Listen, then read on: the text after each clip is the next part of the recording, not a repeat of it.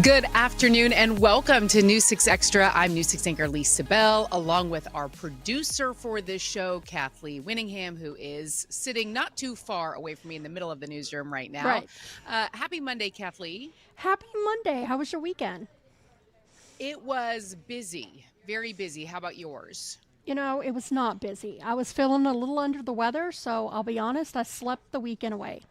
Well, that sounds glorious. I was outside and we had some glorious weather for the most part. I was at a lot of kids, youth sports once again on the weekend. I did buy my turkey for Thanksgiving, though. Oh, that's nice. See, Yes. I'm going to my mom's, so she handles all that. Well, I was just looking at my calendar. It is 10 days away from today. Can you believe that? I know, it's crazy. It's Yes. Time is just flying. So you'll be heading to your mom's. It's a little Yes. north of here. I'm going to Yes. have family coming here from California visiting for Thanksgiving. And already they were asking me, what's the weather going to be like? I don't know. I said, hopefully 80s, highs in the low 80s if it's normal. But I know we are starting to look that far into the future, at least our Yes. weather team is. So, and I think that they're saying it might be a little bit on the toasty side, which is not ideal, but I know. I always like the holidays to be just a little cool, you know? that would be nice. That would be nice. So let's go ahead and bring in our chief meteorologist, Candace Campos, because she has all the details on that and what we can expect this week. It is going to be another warm day across Central Florida. Good afternoon. I'm Chief Meteorologist Candace Campos. We dealt with some morning fog early today. We'll see it again later on tonight, early Tuesday morning as well. But our highs for this afternoon will continue to warm back into those low 80s. A touch warmer as we head into the rest of the work week. Could get into those mid 80s by the end of the week. Still very limited rain in the forecast.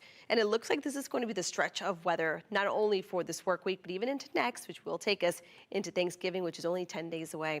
So as we take you here hour by hour, so you can kind of plan out your Monday. You can still take dinner outside, maybe take a longer walk this evening as conditions are still comfortably warm with highs back into the upper 70s to near 80 degrees. Now our forecast lows for tonight nearing about 60 degrees. There will be the opportunity once again, like we dealt with this morning, to deal with a little bit of that patchy fog, especially across our western zones.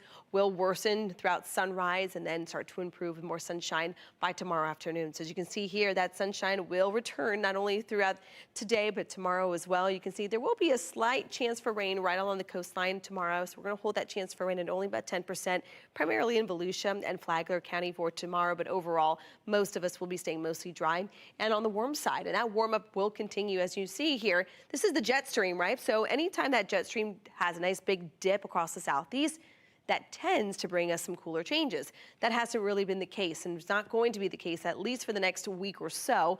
So that's going to limit any significant cold fronts from coming through, which is why temperatures are expected to stay in the 80s, still staying above average. You can see here, this is from the Climate Prediction Center, giving us kind of an average look at above or below average temperatures. You can see most of the deep south will be dealing with very much above temperatures, average temperatures there as we head through November 27th, which is Thanksgiving. So your Thanksgiving Day preview, hot turkey, 80 degrees will be our temperature throughout the afternoon on Thanksgiving, waking up in those 60s. So not too bad of a Thanksgiving, just slightly above average. But after Thanksgiving, looking at Black Friday, the first couple of days of December, there will be a couple hints that we might be able to actually shift this weather pattern to a much cooler setup to start the month of December. But of course, that is still a few weeks out. But in the meantime, though, temperatures will be staying in the 80s throughout the next couple of days.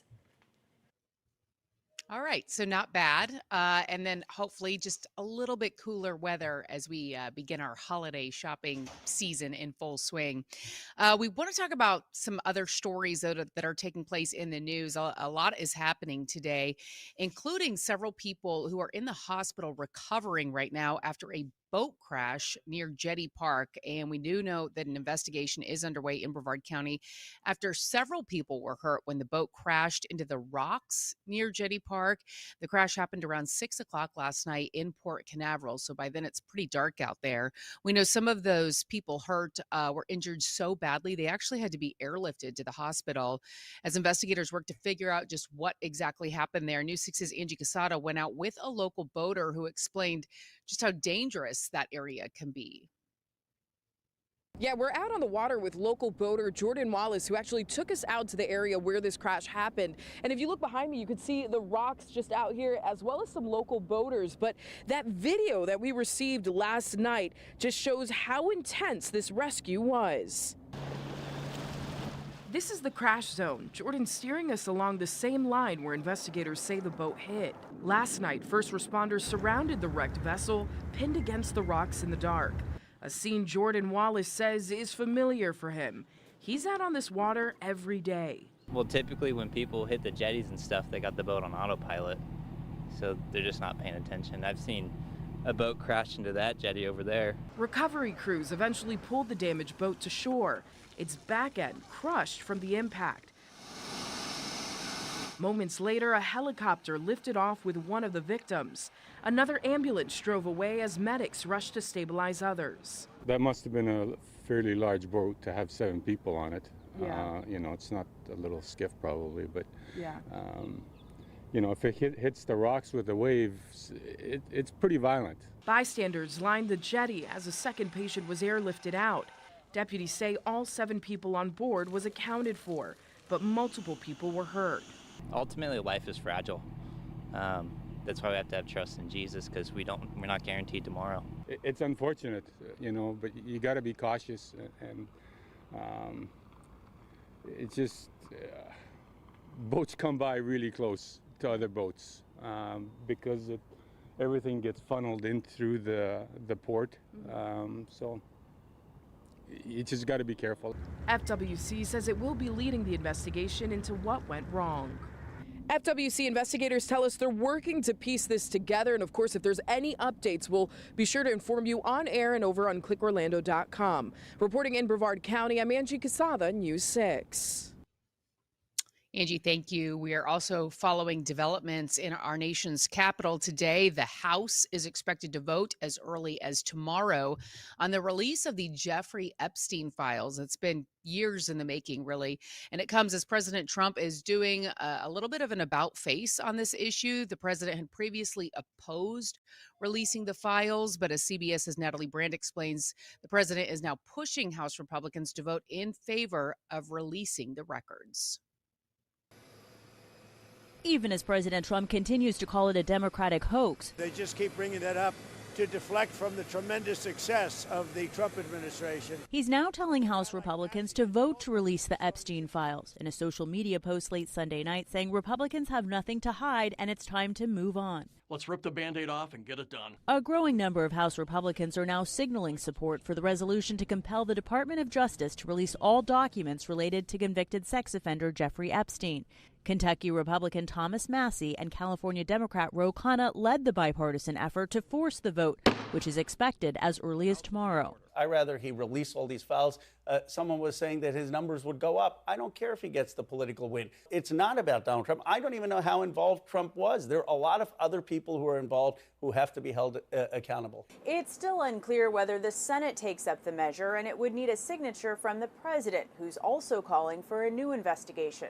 On Friday, President Trump asked the DOJ to look into alleged Epstein ties to prominent Democrats, including former President Bill Clinton, as well as major financial institutions. Congressman Massie questioned the intent of the probe. This might be a big smokescreen, these investigations, to open a bunch of them as a last-ditch effort to prevent the release of the Epstein files. The president dismissed Massie's concerns and criticized him. Attorney General Pam Bondi said the DOJ will pursue the matter with urgency and integrity.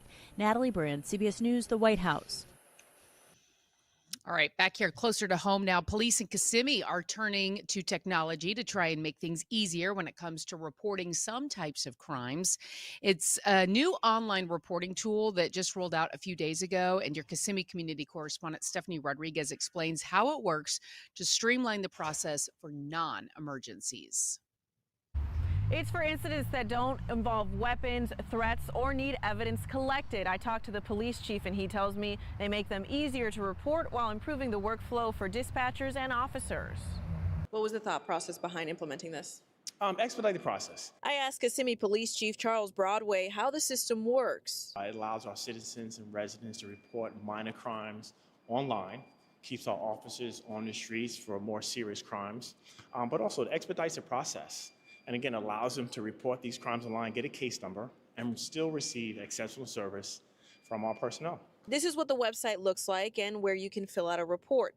The non-emergency incidents you can submit are theft of property, lost property, vandalism or criminal mischief, theft from a vehicle, harassing communications, identity theft, or fraud. Kissimmee isn't the only law enforcement agency in Central Florida turning to technology to try to improve the way it serves and protects. The Volusia County Sheriff's Office is using an AI dispatcher to take non-emergency calls so human dispatchers can focus on true emergencies. Sheriff Mike Chitwood says it's improved efficiency and workflow in his 911 call center. So lesser phone calls will be coming into 911 or dispatch. In Kissimmee, Chief Broadway says his team will continue to evolve as necessary. That's the way of the future. As technology improves, we'll continue to improve with technology. We'll have sergeants and lieutenants that will review their reports. But again, it gives them time to continue to focus on the other things as well. So it's a win-win for everyone. Again, each report is reviewed by KPD, and the person who files it does get a copy of that report for their records. You can also check the status of the report once it's filed right there on that same website. We have a link to it at clickorlando.com. I'm your Kissimmee community correspondent, Stephanie Rodriguez, News 6. All right, we're going to take a quick break, but when we come back, we're going to show you Disney's newest cruise ship that's coming to Florida. In fact, a member of our News 6 team is on it right now. We're also going to be talking about those hot holiday toys. Black Friday, 11 days away. We're going to have the latest on that when we come back.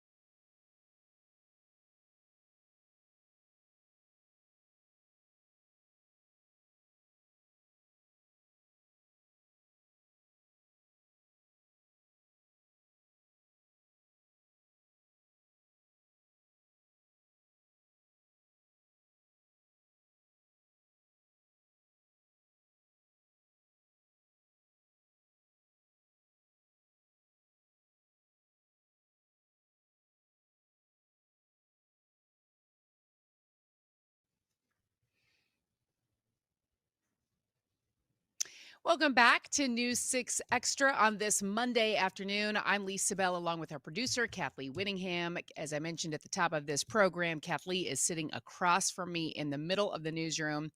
And Kathleen, normally there is another colleague of ours who is sitting near you, but her seat is empty at the moment. I don't know what's happened, but all of a sudden I can't hear you, Kathleen. Maybe it's me. I'm sure it's something that I did. Nope.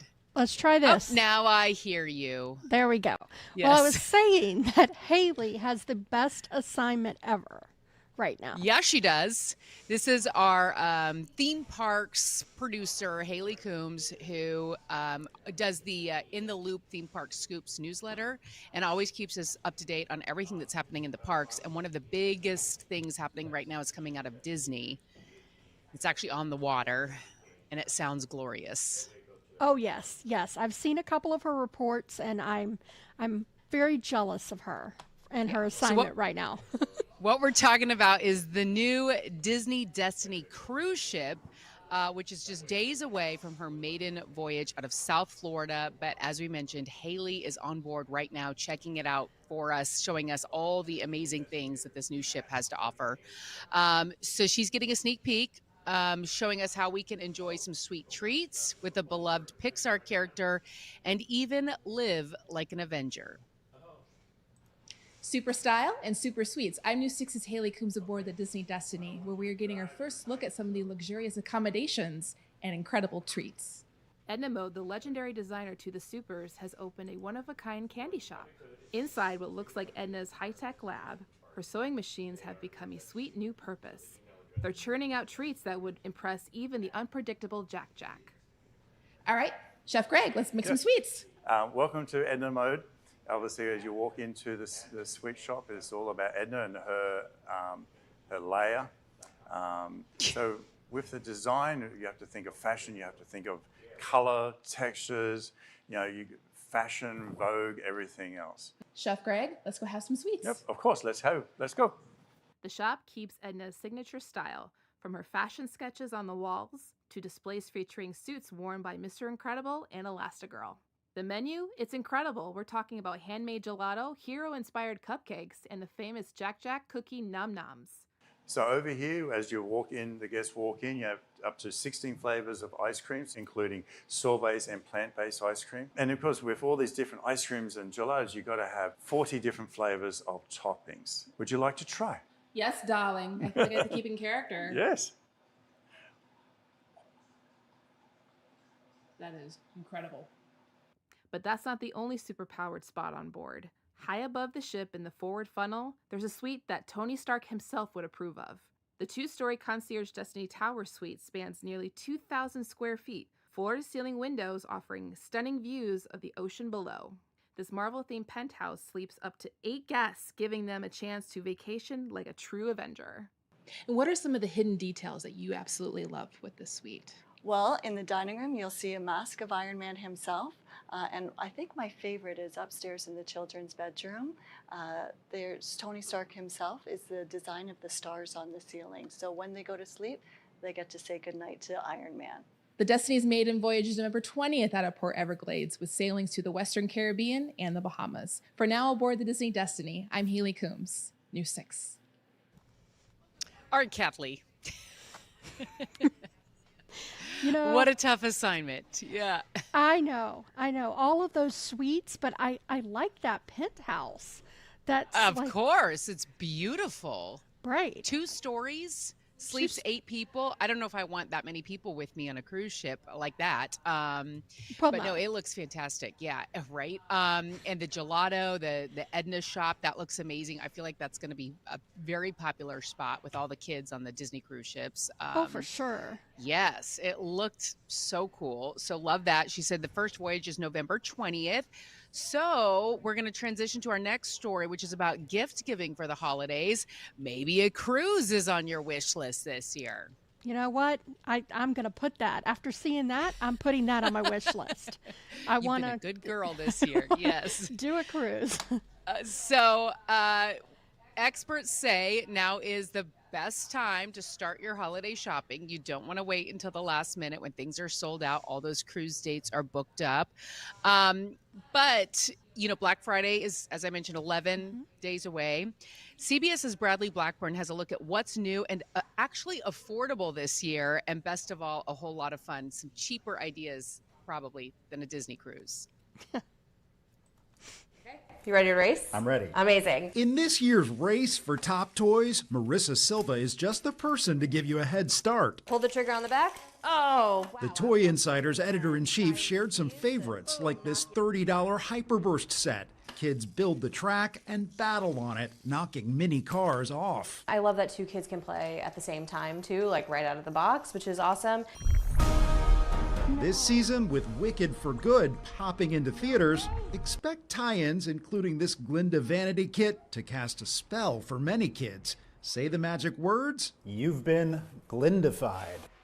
And it transforms. This whole thing pops up And kids can put in all their little accessories. Oh my gosh, my and do their daughters would makeup. love this. It's really cute, really interactive and engaging. Another highlight, Pick a color for me. this Crayola tool that turns almost any marker into an airbrush. Washable, wireless, nice and easy, and $19.99. Many shoppers are hunting for deals, but Silva says if you need something specific, waiting for sales means taking a risk. When it comes to sales, we're always looking right around Black Friday, but just keep in mind that the stock will already start to wane around that time. So it's game time right now. While big ticket items like the Nintendo Switch 2 cost hundreds of dollars, you don't have to sacrifice fun if you're on a budget. It's always about choosing options that are within your budget that offer really big play value. Take this simple $20 game, Marshmallow Madness, that makes anyone who plays look ridiculous. I can't do it. I can't do it. One sweet idea to help your family laugh all season long. Bradley Blackburn, CBS News, New York. Those are some fun things that don't break the bank. Yeah, there's some fun things. Do you think your boys would like any of those? They would like that Marshmallow Madness. Yeah, that actually They looks love really fun. marshmallows, yeah. So that is a win-win there for sure.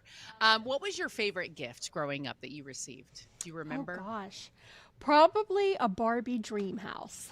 Oh, wow. Yes, I got the big Barbie dream house, and I played with that all the time. So that was probably the best one. Okay, you were into Barbies. I was not. Yes. I was more into bicycles. You know, I got a purple scooter one year. I got a black leather jacket one year. Ooh. But it was Idaho, so you needed a leather jacket there. Well, that's true. Yeah. And by the way, if you're hitting the stores and doing some shopping, we have a reminder for you. On Friday, we kicked off our annual Angel Tree program at the Mall at Millennia. I was out there. They, of course, have a beautiful angel tree right there by the food court where you can come in and select an angel. Those tags are also, and trees are also at select Chick-fil-A stores. You can also adopt an angel online. This year, we are trying to get results for some 6,000 angels, about a little more than 5,000 kids and 1,000 seniors in our community. And you can see each tag contains their name, their age, their clothing size, and what they're hoping to receive this year. We try to make it as easy as possible. And all the gifts can be dropped off at the Salvation Army near downtown Orlando or back at the Mall at Millennia. And we need those gifts back by December 5th so that all of the hundreds of elves who help make magic happen for the holidays have time to make sure all the gifts end up with the right angel, which will be distributed in mid-December. So there's a lot of work that's going to take place over the next 3 to 4 weeks to make sure we can brighten the lives of some 6,000 people in our community. But Kathleen, as you know, it's something that we truly do look forward to here at News 6 year after year. Distribution Day is a huge event, and it's so fun to be out there and see some of the people that we're able to help out in our community. It's always a good day when they come and pick up those gifts. I've actually volunteered in the past where getting all the gifts together and ready, and it's quite the operation they have going there, but it's so important. It is. I mean, because to your point, there are 6,000 individual people, and you want to make sure that they're getting the right things, the right sizes. Yep. So there's a lot of work that's going to take place, but it's fun. As I mentioned, you can go to clickorlando.com/angeltree to see the ways you can adopt an angel in person or virtually. And there are volunteer opportunities, and they're always looking for some help, especially this time of year. Kathleen, that was fun. That was fun. Yes. I know you're going to be busy working on a lot of other things. We're going to have the latest on all of this coming up during our next newscast at 4 o'clock, especially the latest on that investigation on the boat crash and what is happening in Washington, D.C. All right. Have a great afternoon.